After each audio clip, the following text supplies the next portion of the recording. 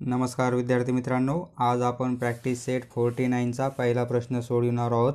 या प्रश्नामध्ये आपल्याला पायथागोरियन ट्रिपलेट काढायचे आहेत। या दिलेल्या सेट ऑफ नंबरमधून सोडवूया। पहिला आपल्याला नंबरचा सेट दिलेला आहे। आन्सर पहिला सेट घेऊ आपण। पहिल्या सेटमध्ये नंबर्स दिलेले आहेत 3, 4 and 5।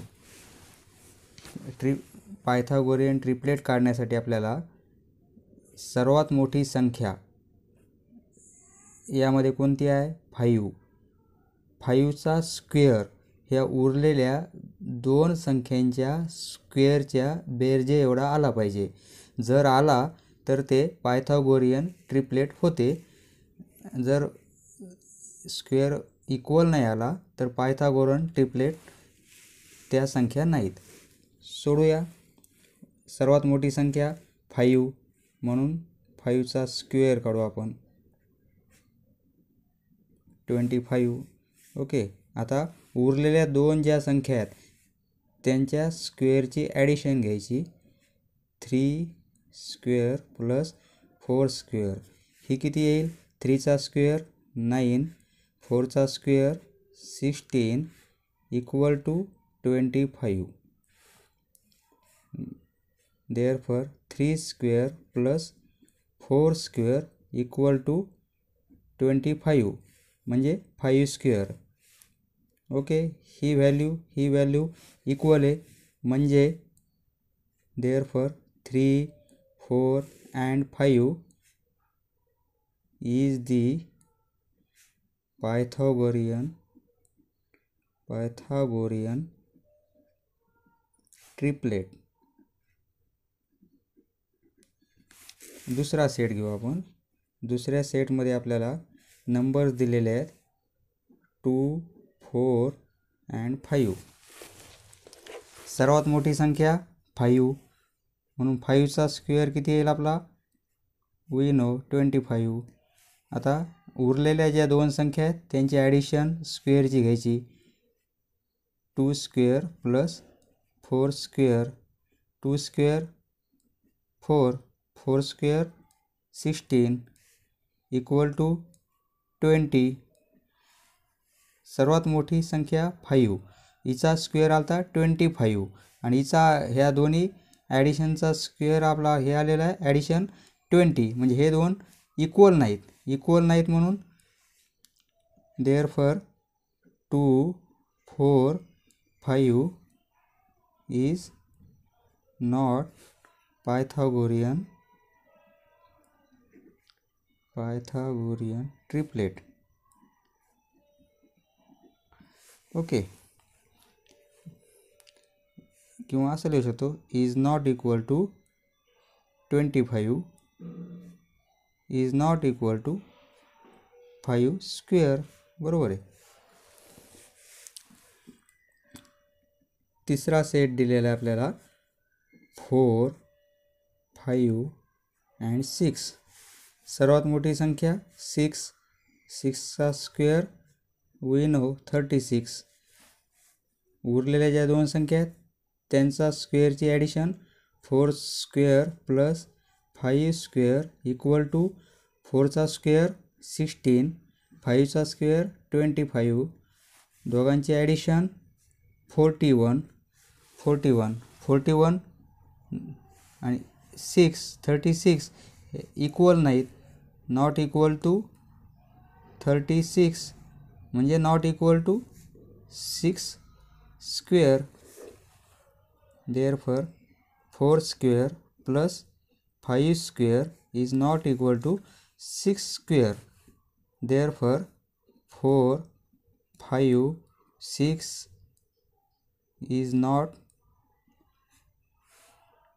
not Pythagorean triplet. Okay, चौथा सेट घेऊ आपण।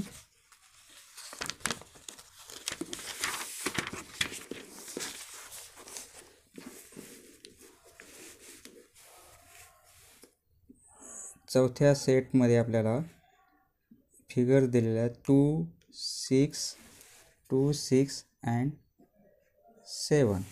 Okay, 2, 6 and 7. सर्वात मोठी संख्या 7, 7 स्क्वेअर 49 येईल आपला. आता 9, 2 square plus 6 square equal to 4 plus 36 equal to 40. 40 आलं. 7चा स्क्वेअर तर 49 आहे, म्हणजे या दोन्ही संख्या इक्वल नाहीत. नॉट इक्वल टू 49, म्हणजे not equal to 7 square. Therefore 2 square plus 6 square is not equal to 7 square. Therefore 2, 6 आणि 7 इज नॉट पायथागोरियन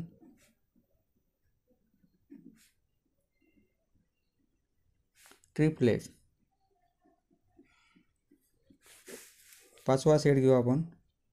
पाचव्या सेटमध्ये आपल्याला 9, 40 आणि 41 ह्या 3 फिगर दिलेल्या आहेत. सर्वात मोठी संख्या 41. 41चा स्क्वेअर 1681. 9 स्क्वेअर उरलेल्या दोन संख्या त्यांचा स्क्वेअर आणि addition. 40 square equal to 9 square 81 plus 40 square 1600 equal to addition 1681, 1681. बरोबर आहे, दोन्ही संख्या इक्वल आल्या. देअरफॉर इक्वल टू 41 स्क्वेअर असं आपण लिहू शकतो याला. 41 स्क्वेअर. या संख्याऐवजी आपण इकडली संख्या घेतली, म्हणजे 9 square plus 40 square equal to 41 square. Therefore 9, 40 and 41 is the Pythagorean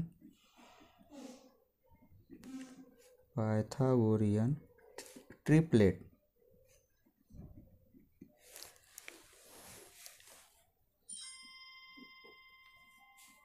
सहावा सेट दिलेला आपल्याला 4, 7, 8.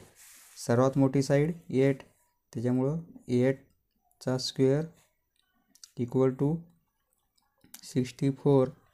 9, 4 स्क्वेअर प्लस 7 स्क्वेअर उरलेल्या दोन बाजू equal to 4 square 16 plus 7 square 49. दोघांची addition 65. Okay, 65 is not equal to 64. 64ला इक्वल नाहीत.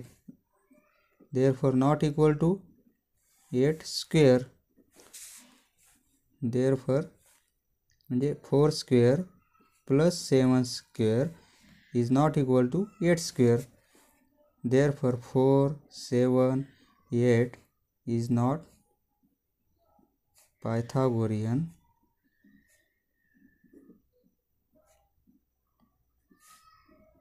ट्रिपलेट. समजले मित्रांनो?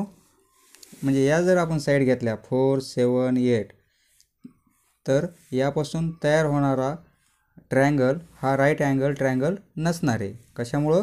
कारण तो पायथागोरियन ट्रिपलेटमध्ये नाही. जर हा घेतला आपण तर पायथागोरियन ट्रिपलेट आहे, म्हणजे या साईड घेऊन जर आपण ट्रायंगल काढला तो राईट अँगल ट्रायंगल तयार होतो.